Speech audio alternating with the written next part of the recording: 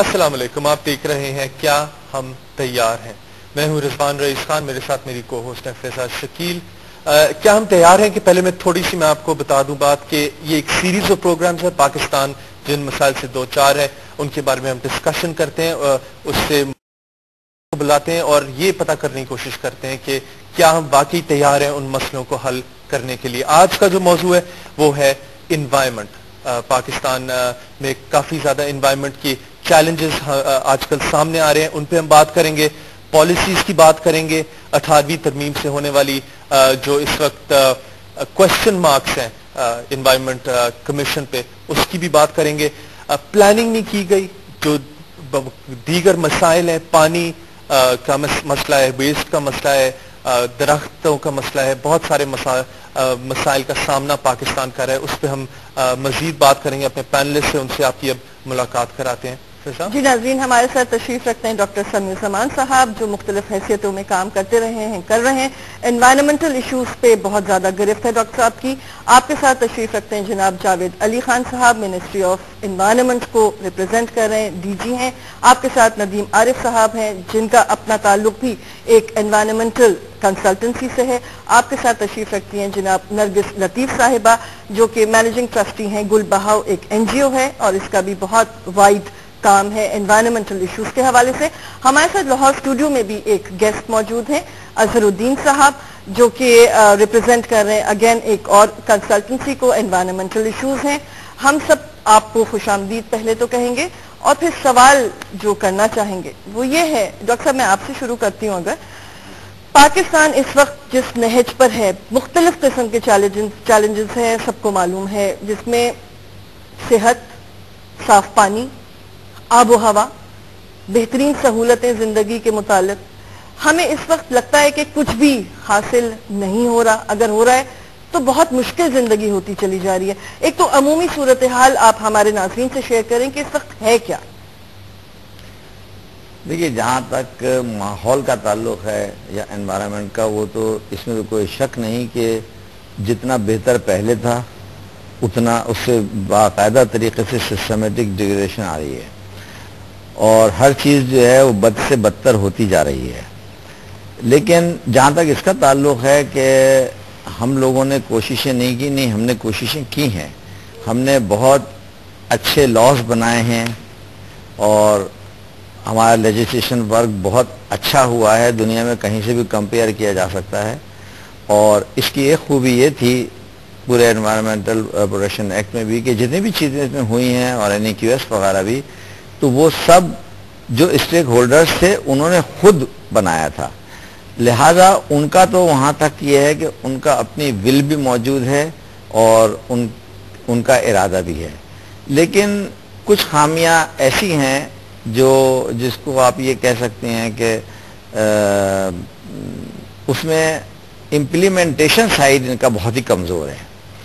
Laws بنا دینے سے کچھ نہیں ہوتا، اصل چیز یہ ہے کہ امپلیمنٹیشن، پھر اس کے علاوہ یہ ہے کہ پورے سرکاری لیول تک کے اوپر اس میں ہمیں گورنمنٹ کی کہیں پہ بھی ول نظر نہیں آتی. وہ ریفلیکٹ ہوتی ہے بجٹ سے. آپ دیکھ لیں کہ انوائرمنٹ کے لیے کیا بجٹ رکھا جاتا ہے. جب یہ اس طرح سے ہوتا ہے تو ظاہر ہے کہ پبلک بھی اتنے ریلیکس ہو جاتی ہے، جن لوگوں کو کرنا چاہیے وہ بھی اتنے ریلیکس ہو جاتے ہیں. تو ہمارے یہاں تیاریاں سب ہیں، میں یہ کہوں گا تیاریاں بھی سب ہیں. اور اس کے ساتھ ساتھ اس میں ایک بات یہ بھی ہے کہ تیاریوں کے ساتھ ساتھ یہاں پہ آپ کے یہاں جو امپلیمنٹیشن نہیں ہو رہا، اس کی وجہ سے لوگ جو ہیں تو وہ فرار کی راہ اختیار کرتے جا رہے ہیں، اور یہی بڑا سبب بن رہا ہے. ٹھیک ہے. اگر جاوید صاحب سے پوچھتے ہیں کہ آپ کا کیونکہ منسٹری آف انوائرمنٹ سے تعلق ہے، آپ ڈائریکٹر جنرل ادھر کے، آپ بتائیں کہ کیا صورتحال ہے، آپ کو کس طرح کے منسٹری کو مسائل کا سامنا کرنا پڑتا ہے؟ ایم شور آپ کے اپنے کافی زیادہ پلانز ہوتے ہوں گے کہ آپ پاکستان میں کس طرح کی بہتری لانا چاہ رہے ہیں انوائرمنٹ کے حوالے سے. تو کون سی ایسی چیزیں جو آپ کر رہے ہیں، کرنا چاہ رہے ہیں، اور کوئی مشکلات کا سامنا ہے؟ بجٹ کی بھی انہوں نے بات کی، بہت 0.04 میرے خیال انوائرمنٹ منسٹری انوائرمنٹ کو دیا جاتا ہے. تو آپ تھوڑا بتائیے گا. میں رضوان صاحب آپ لوگوں کا بڑا مشکور ہوں کہ آپ نے یہ موقع فراہم کیا اور بہت اچھے پینلسٹ آپ نے اکٹھا کیے ہیں، جو ہم ایک جینوئن اور جو ہم سمجھتے ہیں کہ ریئلی وجوہات ہیں یا جو کاوشیں ہو رہی ہیں، ہم سب آپ سے شیئر کریں۔ اس سلسلے میں میں شروع ادھر سے کروں گا کہ پاکستان دنیا کا 6واں بڑا ملک ہے اور عنقریب اب یہ 4تھا بڑا ملک ہونے جا رہا ہے۔ تو آبادی کے لحاظ سے جو ہے نا، اس آبادی کے پروپورشن کو اور پاپولیشن کی گروتھ کو سامنے رکھنا اور اس ٹرینڈ کو کہ جو ہمارے سامنے چیلنج ہے وہ کتنا بڑھتا چلا جا رہا ہے اور وسیع ہوتا چلا جا رہا ہے، اور دوسری طرف ریسورس کرنچ کی بات کروں گا کہ جو ریسورس کرنچ گریجولی زیادہ سے زیادہ اسکیلیٹ کرتا چلا جا رہا ہے۔ تو اس سلسلے میں وہ جو ایک آئیڈیل سچویشن ہے جو کریٹ ہونی چاہیے کہ ریسورسز اتنے فراہم ہو جائیں کہ مسئلوں کو زیادہ ایفیکٹیولی گورنمنٹ کی سطح پر ایڈریس کیا جا سکے، وہ اتفاقاً مہیا نہیں ہو رہے ہیں۔ اور اب فائنینشیل ایوارڈ کے بعد صوبائی حکومتوں کا اور انوائرمنٹ کے ایکٹ آلریڈی 1997 میں انوائرمنٹل ایکٹ آیا تھا اور 1998 میں یہ ڈیوالو کر دیے گئے تھے، پاورز جو ہیں ڈیلیگیٹ کر دیے گئے تھے صوبائی حکومتوں کو، اور فیڈرل لیول کے اوپر انوائرمنٹل پروٹیکشن ڈپارٹمنٹس اور انوائرمنٹل پروٹیکشن ایجنسیز موجود ہیں۔ جو دشواری مجھ کو نظر آ رہی ہے کہ امپیکٹ اتنا سگنیفیکنٹ نہیں ہے، اس کی بنیادی ایک وجہ میری سمجھ تو یہ آتی ہے کہ جو لوکل گورنمنٹ سسٹم ہے یا تھرڈ ٹیئر آف گورننس ہے، یا تو وہ انتہائی ویک ہے یا ایبسنٹ ہے یا فریجائل ہے یا نان پرفارمنگ ہے۔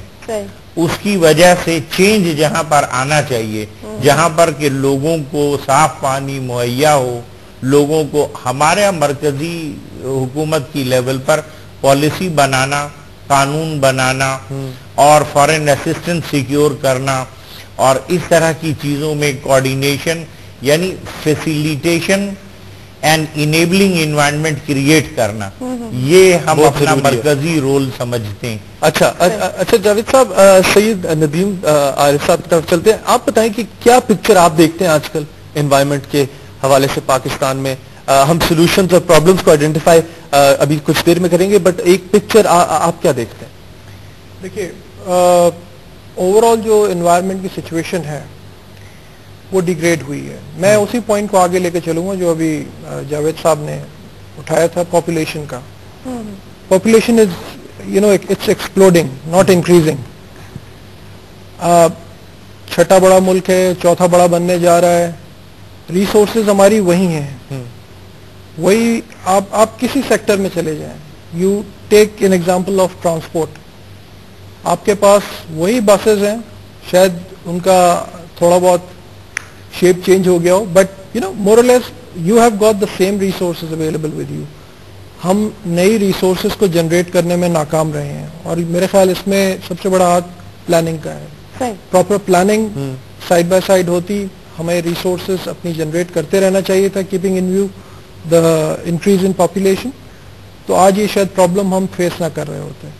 ٹیکنالوجی، اس کا یوٹیلائزیشن پراپر، وہ بہت ضروری تھا، کیونکہ شاید ہم میں سے بہت سارے لوگ آئی فون لے کر گھوم رہے ہوتے ہیں، بٹ ہم اگر انوائرمنٹ کی بات کرتے ہیں تو یہاں پراپرلی ہم ٹریٹمنٹ پلانٹ ڈیزائن نہیں کر سکتے، اس کے لیے ہمیں باہر سے آدمی بلانے پڑتے ہیں۔ سو میں یہاں پھر یہ کہوں گا، جو اوور آل سچویشن ہے انوائرمنٹ کی، وہ پچھلے 8-10 سال میں ڈیگریڈ ہوئی ہے، but on the other hand لوگوں میں انوائرمنٹ کی اویئرنیس آئی ہے۔ بالکل، لوگوں میں انوائرمنٹ کی اویئرنیس آئی ہے، and credit goes to government کسی حد تک کہ انہوں نے اویئرنیس پھیلانے میں کافی کام کیے، but on the other hand maybe شاید جو پلاننگ ہے شاید وہ لیک کی ہے کسی اسٹیج پہ، جس کی وجہ سے یہ انوائرمنٹ کا ایشو جو ہے بڑھتا جا رہا ہے۔ ناٹ اونلی ایئر ایمیشنز کا ایشو ہے، واٹر کا ریسورسز کا ایشو ہے، ویسٹ واٹر جنریشن کا ہے، so there are number of environmental issues جو فیس سے جنریٹ۔ بالکل صحیح ہے۔ اسی نقطے پہ ایک چھوٹی سی بریک لے لیتے ہیں ناظرین، بریک کے بعد آئیں گے تو اپنے دیگر مہمانوں سے بھی اس مسئلے پہ بات کرنا چاہیں گے۔ ہمارے ساتھ رہے گا، پروگرام دیکھ رہے ہیں کیا ہم تیار ہیں۔ Welcome back. आप देख रहे हैं क्या हम तैयार हैं, हम बात कर रहे हैं एनवायरनमेंट के बारे में। अभी हमने कुछ राय ली अपने चंद पैनलिस्ट से कि ओवरऑल पिक्चर क्या है इस वक्त पाकिस्तान में एनवायरनमेंट की। नरगिस लतीफ साहिबा की तरफ चलते हैं, एक एनजीओ से ताल्लुक रखती हैं, रिसाइकलिंग पे इनका ज्यादा फोकस है, बट आपसे हम पता करना चाहते हैं कि ओवरऑल पिक्चर आपके ख्याल में क्या है इस वक्त पाकिस्तान में, कितनी हद तक चीजें बुरी हो रही हैं और कितनी बुरी आपको होती नजर आती हैं अगर इसी तरह हम चलते रहे? मातम करने वाले बहुत हैं, रोना धोना, मैं रोने धोने में बिलीव नहीं करती हूँ, मैं कहती हूँ कुछ पॉजिटिव काम करो। अलबत्ता ये है कि इस वक्त अगर कराची की बात की जाए तो एक बहुत गंभीर इशू ये है कि हमारा जो वेस्ट है वो समंदर में जा रहा है। अगर ये पोर्ट बंद हो गया खुदा ना खास्ता तो हम वीव हैड इट। और उसके अलावा अगर ये दरिया पोल्यूट होने लगे हैं, यानी हमारी जो हमारे सबसे बड़े रिसोर्सेज हैं। अच्छा, बहरहाल अब कहने का मकसद है, मैं इसको ये एनवायरनमेंट का मसला तो दुनिया भर में है जी, ठीक है, लेकिन it has brought up throne up tremendous opportunities. मैं तो उसको अपॉर्चुनिटी देखती हूँ और मैं तो समझती हूँ कोई रिसर्च वर्कर, कोई साइंटिस्ट है, उसकी तो चांदी है, इतना स्कोप है। अब हमारा चलें दूर क्यों जाए, हम कराची की बात कर लें तो कॉटेज इंडस्ट्री यहाँ बड़ा वाइब्रेंट है। उसने वेस्ट मटेरियल को किस तरह से यूज किया है, इट्स माइंड बॉगलिंग। और अब ये नौबत आ रही है कि we are coming up with an alternate bank, एक नया मालियाती system where the instruments of banking will be garbage. और उसकी एक रूडिमेंट्री शक्ल आप कराची के कुछ इलाकों में देख सकते हैं जाके। अच्छा जी, जैसे मनी एक्सचेंजर है, उसके पास लिखा होता है दिरहम, इसकी ये वैल्यू है, स्विस कोरोना इतनी वैल्यू है, डॉलर, पाउंड्स वगैरह। ठीक इसी तरह से जो ये नया बैंक सफाई में कमाई बैंक, और इंग्लिश में ये जाएगा, ये स्प्रेड होगा, कमर्शियलिज्म नोज नो बाउंड्रीज, तो वो इंग्लिश में होगा garbage and gold bank. Okay. हमारे यहाँ एक सिस्टम एक है कि यहाँ रेडी वाला जाता है, घर घर जाता है और वेस्ट लेता है, और फिर जाके पीछे एक छोटा सा बैंक है, जगह जगह वहां जाके बेचता है। और वो किस हिसाब से, एक हिसाब उसका रेट है। Garbage is not homogeneous, it is heterogeneous. 4,000 rupees a ton से लेके 4 लाख रुपीज अ टन। तो this gives rise to a bank and new financial system. अच्छा, अब हम आते हैं फैक्ट्री एफ्लुएंस पे। वो जो मैंने आपको बताया कि ये समंदर और दरियाओं का बड़ा मसला है। फैक्ट्री एफ्लुएंस भी जो है वो एक दर्द सरी है। किसी भी एनवायरनमेंट को लिस्ट को कहेंगे तो बोलेगा कि भाई हमें तो उसका प्लांट बनाना है, प्यूरिफिकेशन प्लांट। और हमारे जो ट्रेडर्स हैं, इंडस्ट्रियलिस्ट, वो मानते नहीं है, उनके लिए बहुत बड़ा खर्चा होता है। अब उसका भी तोड़ आ गया है, बड़ा जबरदस्त तोड़। क्या कि फैक्ट्री एफ्लुएंट्स जो हैं वो उनमें मखसूस किस्म के नबात, दरख्त, पौधे उग सकते हैं। उसको वो ऐसे पौधे आप उगाएं जिसका आप लकड़ी, उसके स्टेम्स लेके उसकी लकड़ी काट के फीड इट फॉर फ्यूल। आपका जो थर्मल पावर प्लांट से उसको चलाएं। सही, आपको थर से दूर से जाने की